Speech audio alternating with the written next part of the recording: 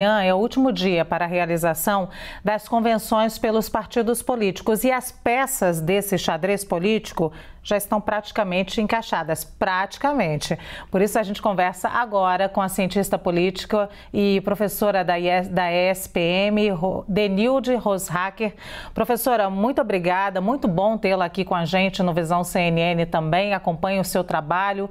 Queria começar falando de uma maneira geral, macro, a grosso modo, a gente tem uma eleição agora polarizada, em que o primeiro candidato tenta eliminar, ou o primeiro colocado, que é o ex-presidente Lula, tenta resolver essa eleição no primeiro turno, e a gente tem o segundo candidato, o presidente Jair Bolsonaro, tentando levar essa eleição para o segundo turno. O que diz respeito a essas convenções de amanhã, professora, a gente vê uma movimentação do ex-presidente Lula aí com os partidos tentando conseguir apoios significativos já nesse primeiro turno. É o caso do André Janones, agora do Avante, e essa confusão do PROS, apoia ou não apoia. Essa é uma estratégia correta do ex-presidente Lula? Bom, boa tarde, um prazer estar aqui com vocês.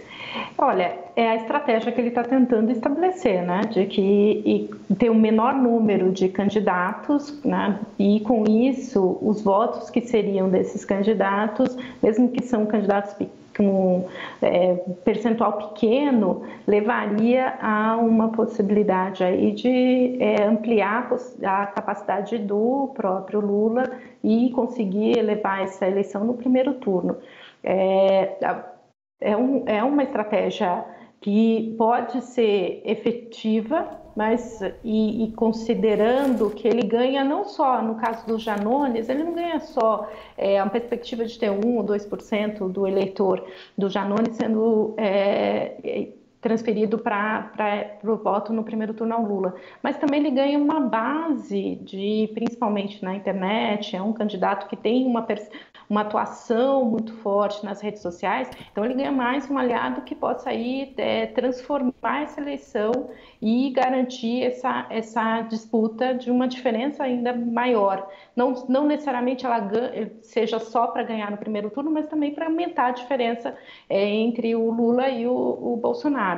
Agora, é uma estratégia que ele vai ter que articular, e é o que a gente viu, as dificuldades que se coloca no âmbito regional, porque você precisa também fazer com que essas articulações no âmbito federal se espelhem em apoios nos estados e, com isso, sim, reverterem no voto no dia da eleição.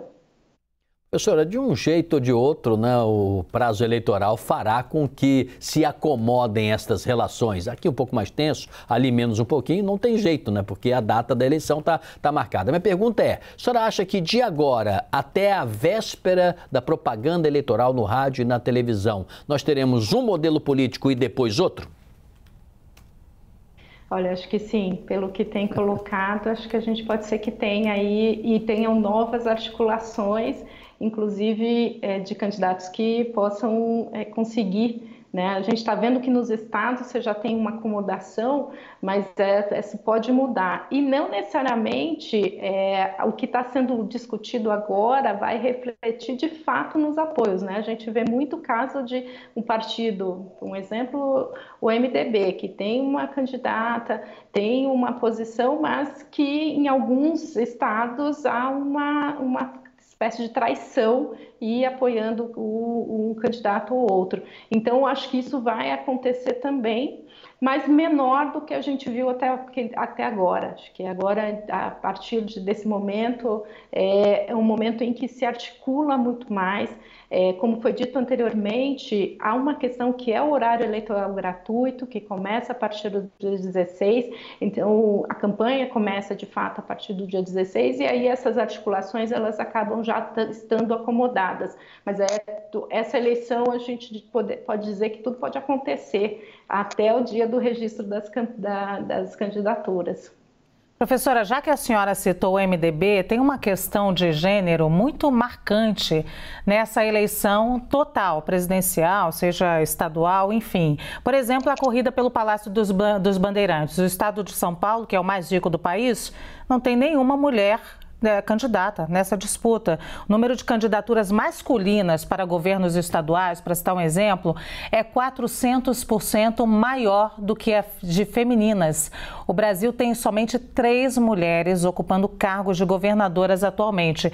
As convenções ainda não acabaram, nós já dissemos, o prazo para o registro de candidatura no TSE é 15 de agosto, portanto, esta porcentagem pode mudar. O levantamento que a gente está falando agora foi feito pelas jornalistas da CNN, Salma Freua, Júlia Alecrim, Bruna Festa, Luana Cataldi, Maria Augusta Messias, Bárbara Brambilha e Thaís Magalhães. Professor, eu digo tudo isso e trago esse levantamento.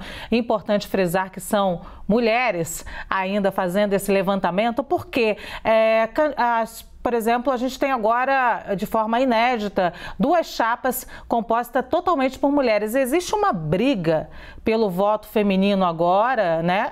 E existe também o outro lado, que é o espaço que se dá às mulheres na política. São coisas muito diferentes, né, professora? Sim, são coisas muito diferentes e os dados mostram essa diferença, né? A gente, nas últimas eleições, tem cumprido a cota de 30%, na 2020 foi 33% de mulheres candidatas. Então, os partidos acabam abrindo espaço para as mulheres, mas a quantidade de mulheres eleitas é muito menor, né? Chega a 12%, 15%, dependendo do cargo.